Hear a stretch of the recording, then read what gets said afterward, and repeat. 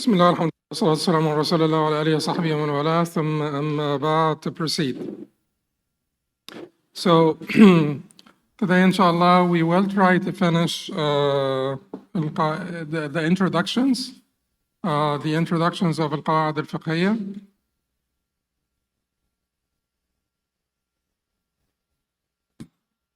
And we call this Coherence of Shariah.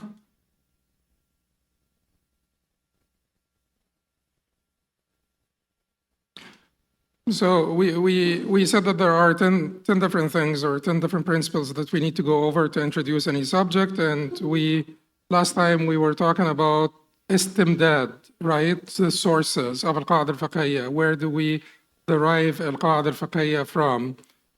Today, inshallah, we will try as much as we can to cover the following, which may be a lot, but inshallah, we'll try to cover as much as we can. So we will cover the emergence and development, الظهور والتطور, ظهور القاعدة الفقهية وتطورها. We will, inshallah, try to cover the benefits and merits and authority or proof value, and the ruling of learning al-Qawaaid al-Fiqhiyya. So we're covering about 5 of the 10 principles today, inshallah, if we can. So let us first start with the emergence of al-Qawaaid al-Fiqhiyya. How did al-Qawaaid al-Fiqhiyya emerge? And I have to caution you that when we talk about emergence of al-Qawaaid al-Fiqhiyya, that does not necessarily mean that these maxims were not in the minds of the Sahaba and the Tabi'een or Tabi'at Tabi'een. They were not in the minds of the great mujtahids until we say that they emerged in the 4th century. No, we're talking about the science as a science. We're talking about it being a discipline and people writing, in that discipline and authoring books in that discipline. So as we said in Usul al-Fiqh, the fact that Imam Shafi'i rahimahullah was the first one to author on Usul al-Fiqh, so we consider him to be the wada or the founder of the science of Usul al-Fiqh. That does not mean that there was no Usul al-Fiqh before him, and that the Sahaba and the Tabi'een did not have any usul or principles of jurisprudence in their mind. So this also applies to al-Qawaaid al-Fiqhiyya. However, the difference between al-Qawaaid al-Fiqhiyya and Usul al-Fiqh is that, as we said before many times, which one comes first? Qawaaid al-Fiqhiyya or Usul al-Fiqh? Usul al-Fiqh, naturally, technically precedes fiqh, because this is how you make fiqh. This is how you produce fiqh, how you deduce rulings from the text of revelation by Usul al-Fiqh. And then, as we said before, now that you have the entire body of fiqh and you do your inductive survey of the entire body of fiqh, and you come up with certain patterns, and you call them maxims, qawa'id. You call those patterns that you have come up with through your inductive survey of fiqh, qawa'id. Therefore, it would be natural that al-Qawaaid al-Fiqhiyya would come later, and they would develop slower than Usul al-Fiqh and fiqh. Fiqh itself developed much faster than Usul al-Fiqh, right? Because Usul al-Fiqh, we're talking about authoring on Usul al-Fiqh, but fiqh itself, they needed it. They needed it all the time. So there was always fatawa, and there were always muftiin and fuqaha. During the time of the Prophet ﷺ, it was basically copying the Prophet ﷺ. The Prophet did not say, this is wajib, this is mustahab, this is this. He said, Sallu kama ra'aytumuni usalli. Pray as you see me praying. So the Sahaba prayed as they saw him praying. Khudhu anni manasikakum. Take your right from me, or your rituals from me. That's in Hajj. So they copied him. But thereafter, they needed, to figure out what is mustahab, and they needed to categorize things and organize things for those who came afterwards, who were not like the Sahaba, simply copying the Prophet ﷺ, doing everything as he did. Qawaaid al-Fiqhiyya you will find in the notes. And those who are not getting the notes, you should try to get the notes. You should try to basically subscribe to the email list and get the notes and read them before you come in. So those of you who read the 004, Coherence of Shariah 004 that I just placed in your folder, would know that Imam al-Mardawi rahimahullah gave us a little bit of brief summary of the development of al-Qawaaid al-Fiqhiyya. What did he say? I'm not going to basically read Imam al-Mardawi's entire sort of history of Qawaaid or paragraph on the history of Qawaaid, but I'm just going to stop at the main stops in what he talked about. So the first thing he mentioned was Abu Tahir al-Dabbas. Abu Tahir al-Dabbas. So this is a Hanafi Imam who died. Nobody exactly knows what time he died. He was in Transylvania, like beyond the river. So this Hanafi, he was one of the great Hanafi Imams, and he died around 340. No one exactly knows when he died, but since he and al-Karhi, another Hanafi Imam, known Hanafi Imam, were basically contemporaries, died around the same time. Karhi died about 340, so we're giving him 340, that neighborhood. He died in that neighborhood. So he was in the end of the 3rd, beginning of the 4th centuries. And they say that Abu Tahir al-Dabbas, he distilled the Hanafi fiqh into about 17 maxims. He distilled or referred the Hanafi fiqh back to or distilled it into about 17 maxims. 17 maxims. And he used to basically repeat them to himself. He was probably still working on them. He didn't want to share them. He was very reluctant to share them, and people felt, like it depends on how people look at this. But anyway, he was reluctant to share with anyone.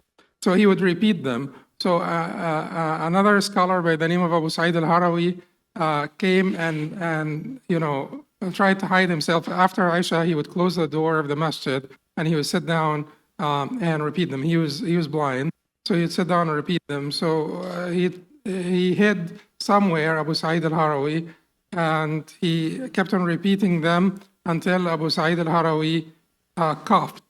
And then he coughed after he mentioned somewhere around 4 of them. So he caught him and he basically stopped repeating them to himself completely ever since. So he himself did not write anything. Imam al-Karhi wrote some of the Qawaaid in his book on Usul al-Fiqh. He wrote some of the Qawaaid, and then came Abu Zayd al-Dabus in the 5th century and wrote a book by the name of Ta'sis al-Nadar, which included more Qawaaid. Having heard of this, al-Qadi Hussein, this was a Shafi'i scholar who died about 462 after Hijrah. Having heard of this, he said, okay, I'll do it to the Shafi'i fiqh, and he distilled the Shafi'i fiqh into 4 Qawaaid. What are those 4 Qawaaid? Okay. Exclude the first one of the 5, and that would be the 4. So al-yaqeen la yazul bishak, which is certainty is not overruled by doubt. Al-darar yuzal, harm is to be removed. المشقة تجلب التيسير, hardship begets facility, and العادة محكمة, which means custom is authoritative. Custom is authoritative. These are 4 قواعد that he came up with.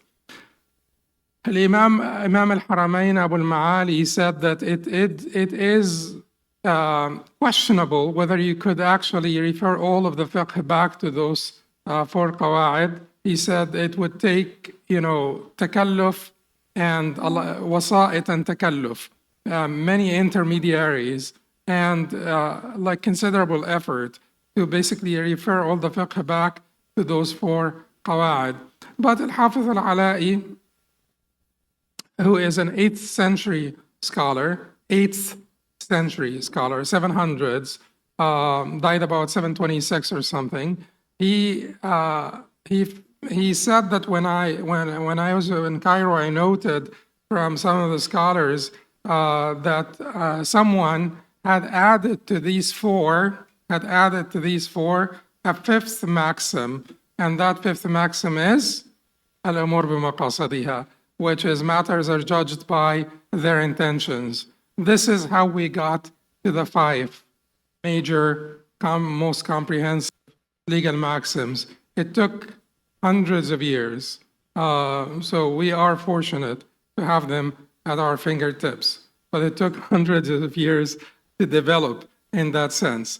Does that mean they were not aware of these concepts? There is a difference between having the mental concept and putting it down in writing, in black and white, and authoring, and so on and so forth. So they were aware of the concept. Al-umur bimaqasadiha is not basically a novel concept. The Prophet said al-a'mal bin-niyat, deeds are but by their intentions. So when you say al-umur bimaqasadiha, matters are judged by intentions, that's, some people, even as I said before, use the hadith as the qaida, as the formula for the qaida itself. So this is basically a quick summary of, and certainly afterwards, books like al-Ashbah wal-Nadha'ir by Imam Suyuti, Imam ibn Nujaym. Imam Suyuti is a Shafi'i scholar, died in 911, and Imam ibn Nujaym is a scholar who died in 970. So we're talking about 10th century now. And these are very developed books on al-Qawaaid al-Fiqhiyya, al-Ashbah wal-Nadha'ir. As we said before, they called them al-Ashbah wal-Nadha'ir to include some of the scenarios where there are some similarities, but at the end of the day, the rulings differ or diverge because there are some dissimilarities, And we called it Ashbah wal-Nadha'ir, parallels and analogues. And we said the Nadha'ir are those scenarios where there are similarities, but eventually the rulings differ because there are dissimilarities that are important than the similarities. Anyway, then let me tell you that this sort of effort is an ongoing effort. It had not stopped then. In fact, Majma' al-Fiqh al-Islami, which is the International Islamic Fiqh Academy, and I understand that all of us have reservations and suspicions regarding anything that is government related, that is related to Muslim governments. But at the end of the day, we have to be sort of reasonable, and we have to understand the complexities of life. And so not everything they're doing is bad, of course. Not everything they're doing is bad. So Majma' al-Fiqh al-Islami, which is the International Islamic Fiqh Academy, was started by the OIC, which is the Organization of Islamic Cooperation. That's the new name for it. When it first came out, its name was what? No, Arab League is different. This is Islamic. Organization of Islamic Conference. Organization of Islamic Conference. And then they changed it to Organization of Islamic Cooperation. I like the new name better. because it comes out of the Quran. Ta'awanu ala al-birri wa taqwa. So ta'awun, cooperation, it's a Quranic concept. So anyway, the Organization of Islamic Conference, which has about 59 members, so we've got plenty of Muslim nations. So, it has about 59 members. They established a fiqh academy or a fiqh assembly by the name of International Islamic Fiqh Academy. This is a very, significant and important body of fuqaha. Yes, they are sent from their representatives or respective countries, and many times they may have agendas. The countries that are sending them may have agendas, but at the end of the day, when they discuss matters of fiqh, they just have to, it has to be fiqh. And certainly, it's not like we have bad thoughts about them. We should maintain good thoughts of all Muslims until proven otherwise, of course. So, but they do considerable work, and the declarations of the International Islamic Fiqh Academy should be taken in consideration in any discussion. And one of their greatest projects is collecting al-Qawaaid al-Fiqhiyya, and this is a momentous achievement. I think they started this in 1988. So, and it's only a few years ago that they completed the project. So they collected al-Qawaaid al-Fiqhiyya in 42 volumes. But they added to them al-Qawaaid al-Usuliyya or al-Maqasidiyya also. Remember, we talked about Maqasid al-Sharia, objects of Sharia, and how there are principles for Maqasid al-Sharia. And we talked about Usul al-Fiqh, and there are Qawa'id that are Usuliyya. And they added to them Dawabit as well, which are the regulators, the fiqh regulators. So, but they combine them and they put them together in one, basically, what is it? This encyclopedia of 42 volumes. It's called the Ma'lamat Zayd. Zayd is Zayd ibn Sultan al-Nahyan. It's the Amir of the Emirates, or the governor of the former governor of the Emirates, who basically spent on the project or funded the project. So anyway, so this is an ongoing effort, and it will continue to grow because we will continue to have, formulations, new formulations, adjustments, and there will be newly emerged scenarios that will require some qawa'id for them. But certainly, the 5 major maxims will not change. Most of the major ones are not going to change. We're talking about adjustments, adaptations, refinement. That's the effort that's ongoing. But there is no revamping or replacement of al-Qawa'id by new Qawa'id. So that is the Qawa'id in the general sense. What about in the Hanbali sense? Because we're going over the Hanbali applications, Qawa'id with Hanbali applications. What about the Qawa'id in the Hanbali sense? And why are Hanbalis a little bit behind when it comes to Qawa'id? Because as you know, Hanbalism is heavily textual.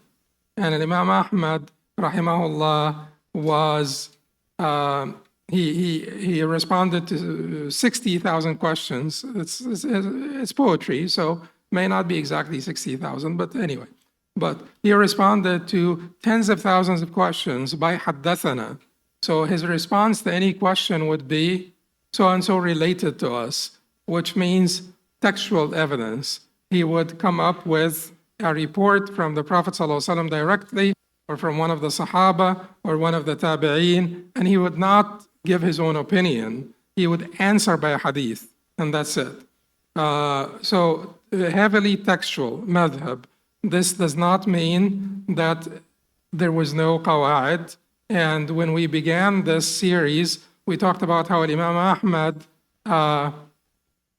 basically assertively said to his son, if not reprimanded his son, he said to his son, قلت لك الأبوال كلها نجسة إلا بول ما يؤكل لحمه. I have said to you before, all urine is impure except for the urine of those animals whose meat can be eaten or is permissible to eat. As if he's telling him, this is a qaida, keep it in mind, it will spare you the need to memorize 10,000 masail, because how many animals are out there? So if you keep on asking me every day, what about the urine of this? What about the urine of that? So it will not end. Anyway, so it doesn't mean that there is no Qawa'id in the Hanbali madhab, but certainly a madhab that is heavily textual would not see as, early of progress in the science of Qawa'id than the other madhab that I have, talked about. So Ibn Badran rahimahullah, Abdul Qadir ibn Badran rahimahullah, who was a contemporary scholar to a great extent, he died about 100 years ago, or maybe exactly 100 years ago, Syrian scholar. Ibn Badran give us like sort of a short summary of al-Qawaaid al-Fiqhiyya in the Hanbali madhab. So the first thing he mentioned is Ibn Qadi al-Jabal. Ibn Qadi al-Jabal. Ibn Qadi al-Jabal. So al-Maktaba al-Umumiyya in Damascus, so the public library of Damascus, Ibn Badran used to go to al-Maktaba al-Umumiyya and search for anything Hanbali in Maktaba al-Umumiyya or the public library in Damascus, which was full of treasures, manuscripts and treasures. So he was, and all of these were manuscripts. So he's telling us about the manuscripts that he basically was able to find in the public library in Damascus about 100 years ago. Some of these are in print now. Ibn Qadi al-Jabal's book has been printed. Okay, so Ibn Qadi al-Jabal, when did Ibn Qadi al-Jabal, so Ibn Qadi al-Jabal was one of the students of Imam Taymiyyah, rahimahullah, Taqi-ud-Din, Abu al-Abbas ibn Taymiyyah. And that's why, of course, you know that Imam Taymiyyah is Hanbali, 100% Hanbali, but he was very inclined to Qawa'id type approach to things. And he himself, as we will say, came up with many Qawa'id for the Hanbali madhab. So it was not, a coincidence that there was flourishing of al-Qawa'id from his time onwards, from the time of Imam Taymiyyah, who's considered the Imam of the Mutaakhirin, or the latter generations of the Hanbali madhab. It's not a coincidence that there was flourishing of the Qawa'id. In fact, Qawa'id ibn Rajab, which are the most famous Qawa'id ibn Rajab. Ibn Rajab died in 795. Ibn Qadi al-Jabal died in the 700s. So let me, did I mention this somewhere here? When Ibn Qadi al-Jabal died? 771. 771. Imam Ibn Taymiyyah died 728. So he was one of the younger students of Imam Taymiyyah. Died 771, Ibn Qadi al-Jabal. So the most famous book on Qawa'id would be Qawa'id ibn Rajab. Qawa'id ibn Rajab, that's the most famous book on Qawa'id in Madhab al-Hanbali. And Ibn Rajab is the student of Ibn al-Qayyim, and Ibn al-Qayyim is student of Ibn Taymiyyah. So you see the connection. In fact, some people said that Ibn Rajab did not write his book on Qawa'id, had found scattered Qawa'id written by Imam Ibn Taymiyyah. So Imam Ibn Rajab took them, put them together, and basically published the book. Of course, that's not correct. It's not true. Ibn Rajab was a much greater scholar than doing this, than stealing someone else's work.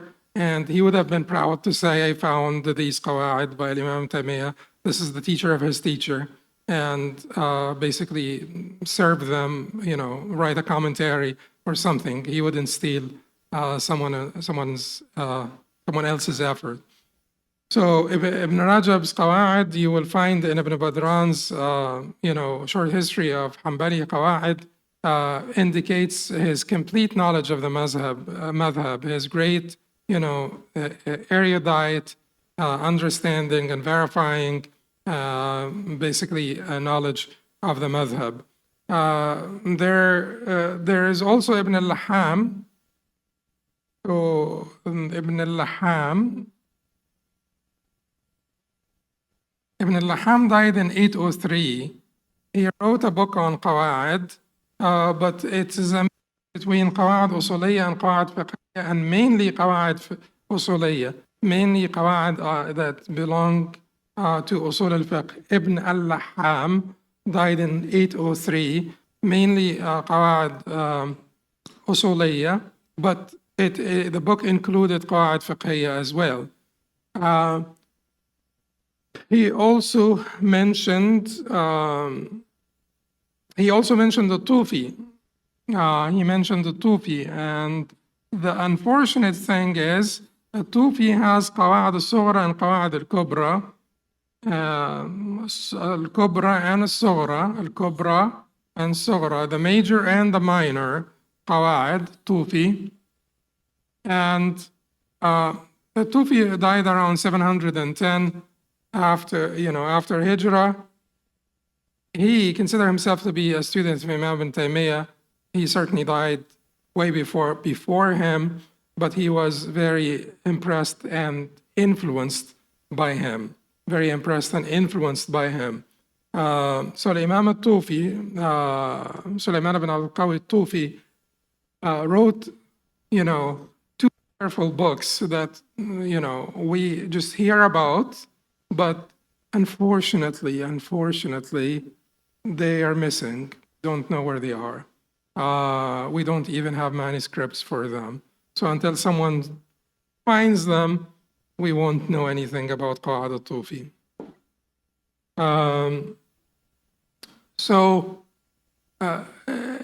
This is what Ibn Badran, al-Allama Ibn Badran, rahimahullah, said about the development of Qawa'id and Madhab al-Hanbali.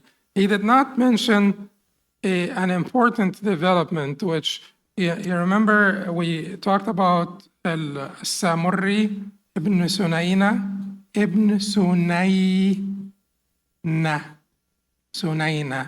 al-Samurri. This great Imam who died in 606. So he was a contemporary of Imam ibn Qudama, and perhaps the last of the great Iraqi Imams of the madhab, of the Hanbali madhab.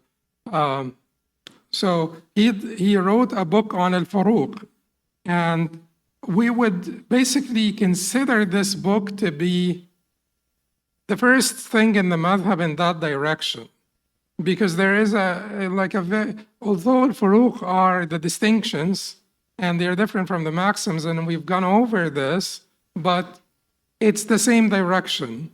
Basically, it is basically to bring together similar and dissimilar cases and to show why they deserve to have the same ruling or not deserve to have the same ruling based on similarities and dissimilarities. So he wrote a book called Al-Furuq, and this may be the first thing. So that was Al-Imam ibn Sunayna. Al-Imam ibn Taymiyyah, rahimahullah, who died in 728. He had basically Qawa'id scattered throughout his books, but there is a particular one called al-Qawaaid, was given the name of al-Qawaaid an-Nuraniyya. Qawa'id an-Nuraniyya.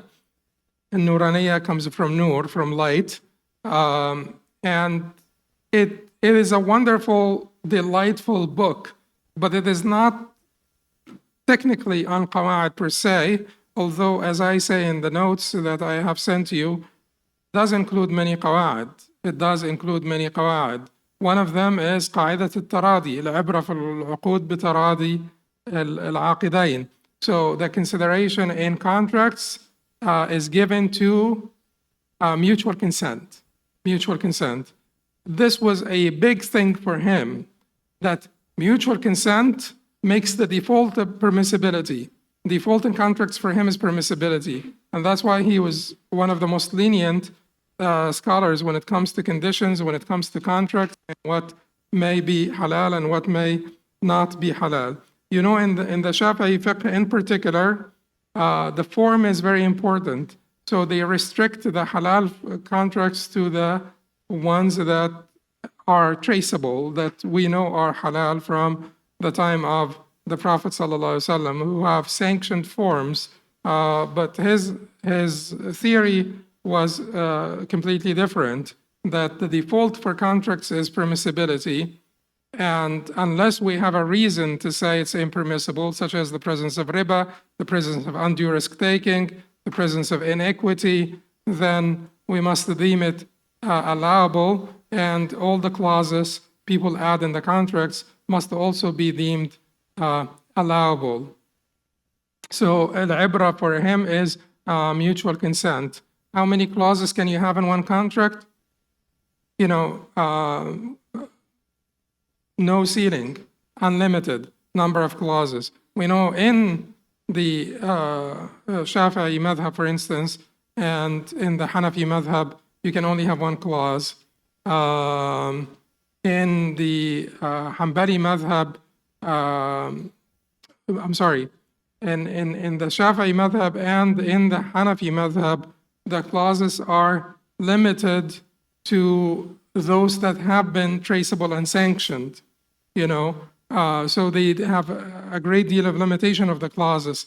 In the Hanbali madhab, they don't accept more than one clause. So one clause in the madhab is permissible once you get to two clauses, two shurut, two conditions in a contract. But it's not all kinds of conditions. There are conditions that are part of the contract, part of the essence of the contract, conditions that are needed for the contract, such as, you know, al-damin and al-rahn, you know, the mortgage and collateral and stuff like this. They would not put a ceiling on this. But the conditions, other conditions, extraneous to what is required by essence or what is needed for the benefit of the contract itself, they have a ceiling. But for him, it doesn't matter how many conditions you have, because the hadith that prohibits, you know, one condition was not considered, you know, that Naha Rasulullah an bay'in wa shart, or the Prophet ﷺ forbade a sale with a condition. This hadith, Imam Ahmad considered it to be weak. But the Hanbalis in general, they accepted the prohibition of two conditions, two conditions. And we will come to it, and we will basically look at his justification for his interpretation of this particular hadith. So al-ibra is mutual consent. This is a qaida fiqhiyya, and there are other qawaid fiqhiyya I mentioned here. Among the Qawaaid that he basically enumerated in that book, contracts are concluded by whatever indicates their purpose, be it word or action. Contracts are included by whatever indicates their purpose, be in word or action. العقود تنعقد بكل ما دل على مقصودها من قول أو فعل. So if I, for instance, بيع المعاطاة, which is not permissible in the Shafi'i madhab, if I have, you know, my merchandise here, let's say whatever it is, apples, and you take one basket and it has the price, and you give me the you know, whatever, $10. If the basket says $10, you give me $10. I take the basket and walk away. I'm the seller. You take the basket and walk away. after giving me the $10. That's it. This is an acceptable transaction. This is a halal transaction. It doesn't have to have basically ijab and qabul. There doesn't have to be a proposal and acceptance for this to be a valid transaction, because this very act itself indicated our mutual consent.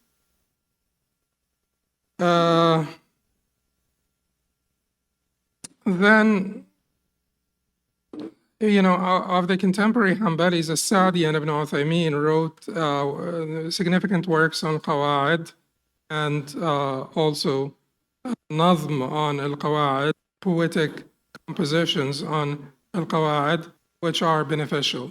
But this is basically, in a nutshell, the emergence and development of al-Qawaaid, still an ongoing effort on the refinement, adjustment, adaptation, but most of the work has been done.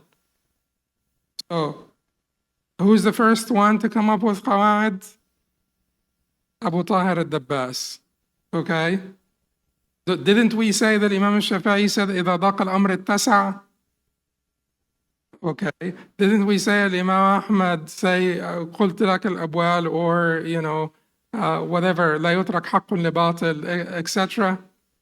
Aren't these Qawaaid? Why are we saying Abu Tahir al-Dabbas is the first one now?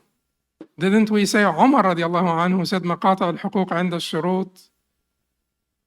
Which means what? That rights are contingent on conditions, or to the conditions. So why are we saying Abu Tahir al-Dabbas? Because he came with certain formulations that he considered to be Qawaaid, and he put them together, and it was like 17 different. So he thought of a discipline. He thought of a discipline of knowledge.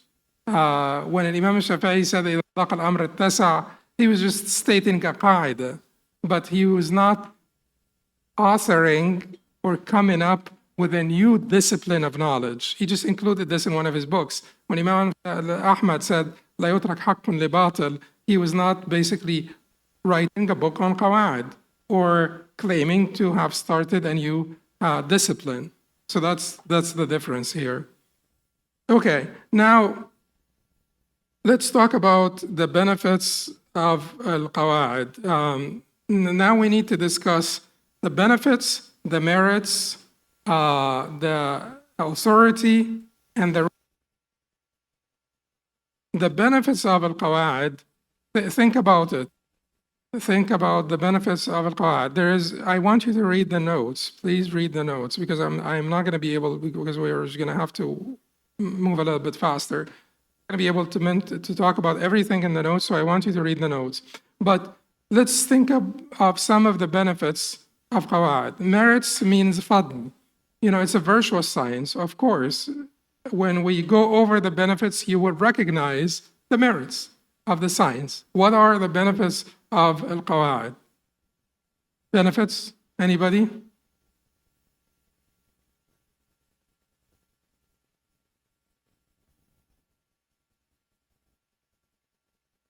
Will give you a grasp over the detailed rulings. Like you could have basically it will bring together and hold together scattered rulings.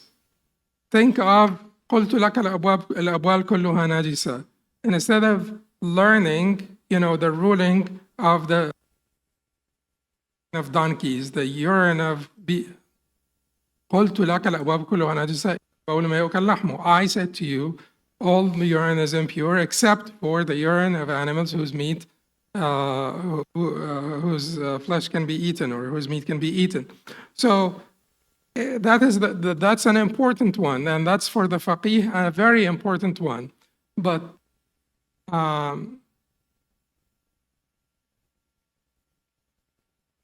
bringing together scattered rulings.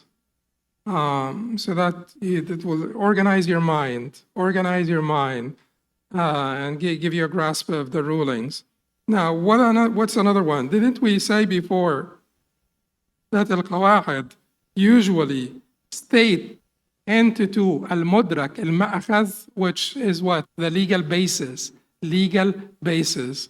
So when you say al-yaqeen la yazul bil-shak, when you say al-yaqeen la yazul bil-shak, and someone comes and tells you that I'm not sure if I broke my wudu or not, and you say to them al-yaqeen la yazul bil-shak, certainty is not overruled by doubt. Are you just simply telling him, are you simply bringing together scattered rulings, or you're pointing to the reason why he shouldn't worry about it and he should go ahead and pray if he's not sure that he broke his wudu? Because the original yaqeen or certainty that he had wudu is not overruled by the new doubt that he didn't have wudu. So here al-Qawaaid are not simply holding together scattered rulings for the faqih. They are actually pointing to the ma'khaz, the mudrak of the ruling or the legal basis. So it points to the legal basis. What else would be an important benefit, particularly nowadays, because it will give you an idea of it will give you an idea of the ma'akhidh al-shara in general. In generality, the bases for the shara. Therefore, if you have a newly emerged matter, you could use the Qawaaid, because newly emerged matters, you may not find specific evidence for every newly emerged matter, but if you have a good grasp of the Qawaaid, the principles, the maxims, you will be able to find rulings to address newly emerged matters. Find rulings to address newly emerged matters. This is also another great benefit. What would be another great benefit? You would understand, for comparative fiqh students, they would understand the differences between the madhahib, not at the surface level, not at the level of the branches or the level of the detailed rulings of the furu', the principles that caused the disagreements, so they will be able to have a better understanding of the differences, and they will be able to have a better, they will be better acquainted with the other madhab, because it's very hard for someone who studied one madhab well to study all the four madhab well in great detail. Some of the scholars certainly have done this, but for the vast majority of people, it is a very hard task to achieve. Therefore, at least if they are not capable of understanding everything about the detailed rulings in the other madhab, they have this general understanding of their principles, of the principles of the other madhab. And that's also another great benefit. All of these are benefits for learning al-Qawaaid al-Fiqhiyya. But for the vast majority of people, for the public, the Qawaaid al-Fiqhiyya would give us, and I know that you're frustrated because we've been taking too long covering the introductions, and we haven't gotten yet to al-Qawaaid al-Fiqhiyya, but you'll be able to realize that al-Qawaaid al-Fiqhiyya will change your concepts, will reconfigure your mind, change your concepts, discipline your thinking, govern your practice. And that's not just in your religious commitment or religious practices, but that is in your life in general. That is in your life in general, as we will come to see. So these are some of the benefits, and so that's why this is a great science. Now, the issue that is very contentious now, a very, very contentious issue is the authority of al-Qawaaid al-Fiqhiyya, because nobody disagrees over any of the above. All of the above is agreed upon. Qawaaid al-Fiqhiyya, learning Qawaaid al-Fiqhiyya is of great importance. It regulates the mind of the faqih. It regulates the mind of the Muslim. And it gives you a grasp, of the principles of Shariah, and which gets you closer to the spirit of Shariah and the objectives of Shariah, the essence of Shariah. You're coming closer because the higher you go in action, you're coming closer now to the essence of Shariah itself. But they disagree over the authority or the proof value or the authority of al-Qawaaid al-Fiqhiyya. And I'm not going to go, in the notes in that much detail, but let me tell you why some people thought that al-Qawaaid al-Fiqhiyya should not be used as evidence. Some people thought al-Fiqhiyya may not be used as evidence for two reasons. One of them is, haven't we just said that al-Qawaaid al-Fiqhiyya are derived by inductive survey of fiqh? So are they the root of fiqh or the branches? They are the branches. How could you use the branch to establish the root? That's one concept. They are the branches of fiqh. You can't use the branches basically to establish the root. What would be your answer to this? Isn't this true for many sciences? For many sciences, that the principles are deduced by inductive survey, and then we go back and apply those principles? What about nahw, grammar, Arabic grammar? How did we figure out Arabic grammar? Is it in the Quran? Fa'al, marfu'an? No. Inductive survey. This inductive survey gave us principles to go by? Yes. Do we take those principles and apply them back, to judge the furu'? Yeah. So it's not uncommon in sciences in general. But another argument is that these are aghlabi, not kulli, predominant, not universal, predominant and not universal. Didn't we discuss this when we were talking about the definition and so on? They are aghlabi, not kulli, not kulli. They are aghlabi, not kulli. Did we say they are aghlabi? No, we said that we don't agree with this. We said they are kulli, they are universal. They are aghlabi in some sense. Why did we say they are kulli? Because we said if there is no competition between the maxim and another piece of evidence, another maxim, text of revelation, necessity, this or that, if there is no competition, the maxim كانت قد اضطردت. It would have continued to be consistent. You could have continued to consistently apply it. The maxim is consistent. The maxim, there are exceptions, and sometimes there are many exceptions, but the exceptions do not mean that the maxim is not consistent or universal. The exceptions are because of another maxim, another piece of evidence that basically warranted the exception. So the qaida in and of itself, without competition, would be consistent. But because of competition, and when we say this, isn't that true even for the Quran and Sunnah?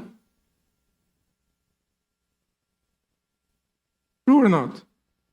Don't you find one hadith and find another hadith that you have to reconcile with it? So if you go by the first hadith that you found, you may be completely wrong because you have not taken in consideration the other hadith. Some ayat are general and they are specified by other ayat or a hadith and vice versa and so on. Okay, so it's not only about the Qawaaid, it's about any evidence. There always will be competition, and there always will be, not always, but there will be competition and need for reconciliation. need for reconciliation. All of this discussion does not pertain to al-Qawaaid al-Fiqhiyya that are themselves text of revelation. Didn't we say la darar wa la dirar is a hadith? It's a qaida and a hadith. Can this be used as evidence? Of course, no one would argue about this. It's a hadith. The Prophet said it. So we're not talking here about the qawaid that are themselves text of revelation. We're talking about the qawaid that are derived from the inductive survey of the entire body of fiqh. So should we use it as hujjah? Yes, we should use al-Qawaaid as hujjah until we have a counter-argument that is stronger.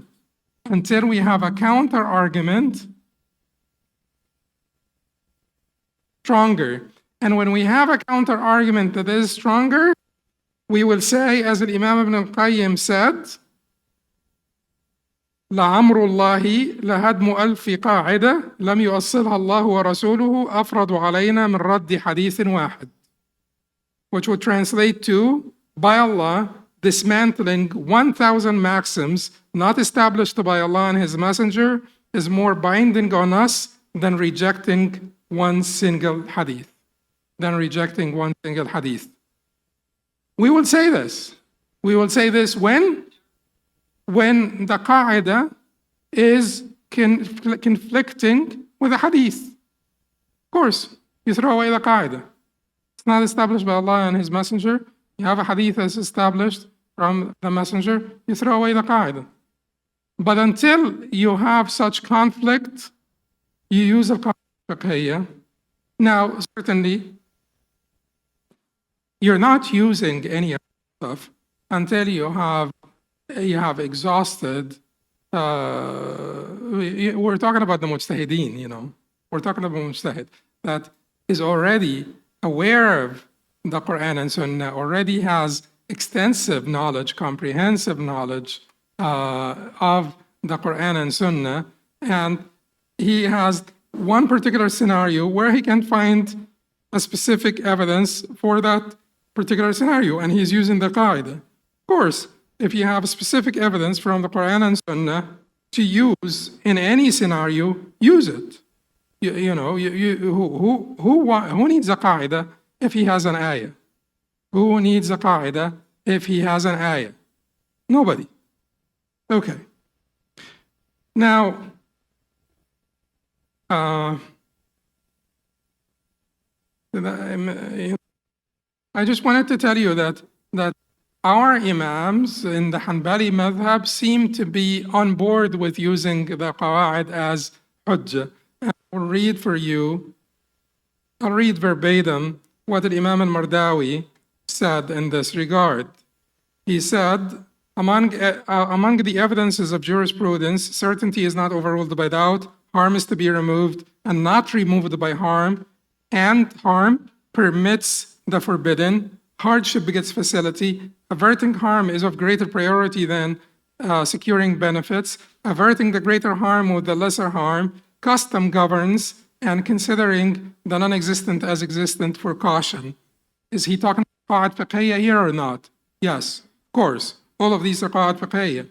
He says these are maxims that resemble evidences but are not evidences themselves. Resemble evidences but are not evidences themselves. But their content is established by evidence, and they are used to judge particular cases as if they are evidence for that particular case. What is he trying to say? He's trying to say that these are intermediate evidences.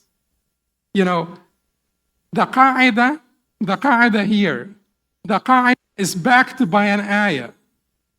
The qaida then was used to judge a scenario that the ayah will not specifically address. The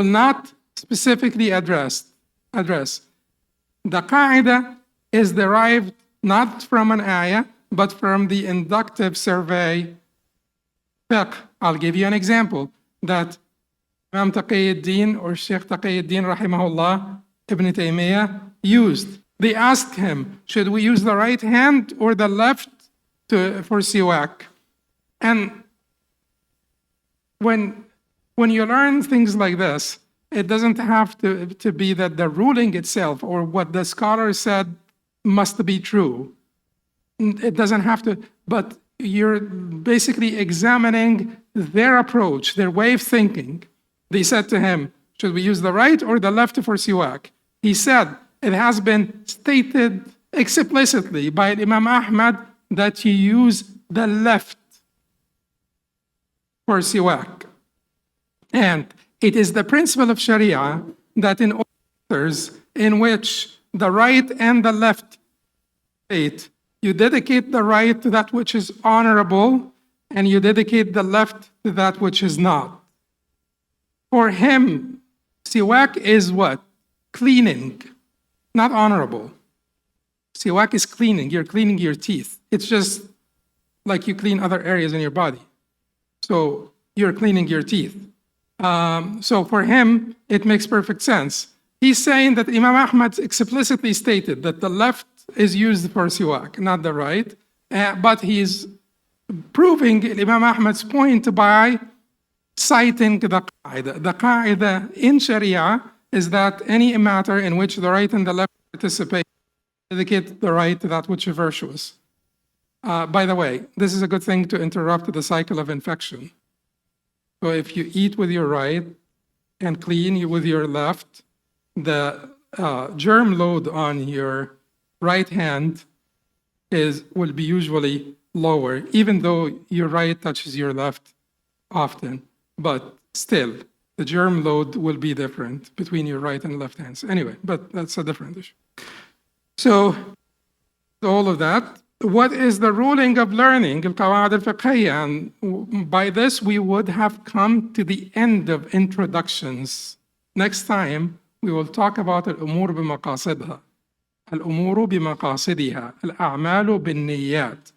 Okay, what is the ruling of learning al-Qawaaid al-Fiqhiyya? Mustahab, wajib, fard ayn, fard kifaya, haram. Fard kifaya? Fard kifaya, everybody? Yes. Okay. You guys are not reading the notes. But it is fard kifaya, the default, but it becomes fard ayn on the mujtahid. Fard kifaya is the default, but the mufti, the mujtahid, must learn them, because he needs them, or she needs them. Okay? That will bring us to the end of this. Now we're done with all of the introductions. Next time, inshallah, we'll start the second section in the book, which is al-Qawaaid al-Kubra. That's the major universal legal maxims. And we'll start with the first one, al-Umur bimaqasidha. أقول قولي هذا وأستغفر الله لي ولكم. And